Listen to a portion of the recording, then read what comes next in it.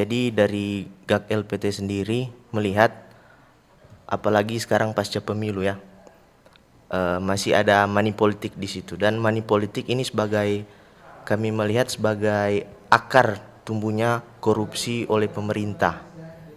Karena bagaimana pemerintah ataupun calon yang terpilih kalau dia menggunakan money politik, pasti dia akan mencoba mengembalikan apa yang dia berikan. Dan jujur saya juga ada penelitian terkait pengaruh money politik dalam keputusan pemilih, dan dari hasil penelitian saya spill sedikit di sini itu masih ada money politik khususnya di Kabupaten Minahasa.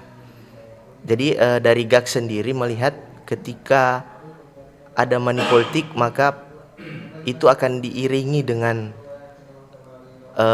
penyimpangan-penyimpangan yang dilakukan oleh pemerintah. Dalam hal ini aktor-aktor money politik itu sendiri.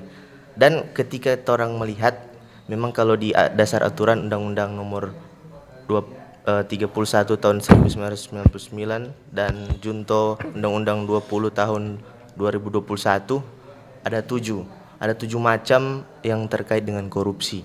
Yang pertama itu terkait dengan kerugian keuangan negara, pemerasan, suap menyuap, penggelapan dalam jabatan atau abuse of power, apa yang telah disampaikan tadi Bung Amro.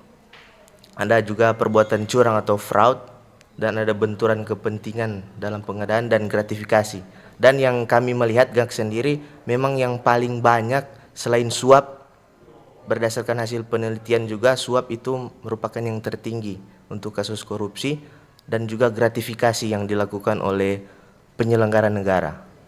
Itu masih terlihat di bidang-bidang pendidikan, karena kami juga di bidang pendidikan, kami masih merasakan itu terjadi gratifikasi di mana-mana, dan pemerasan. Ketika ada aktor-aktor pimpinan, ketika mereka sudah melakukan suap, malah aparat penegak hukum yang memeras mereka, dan itu masih kami rasakan dan temui di lapangan, itu ada. Oh.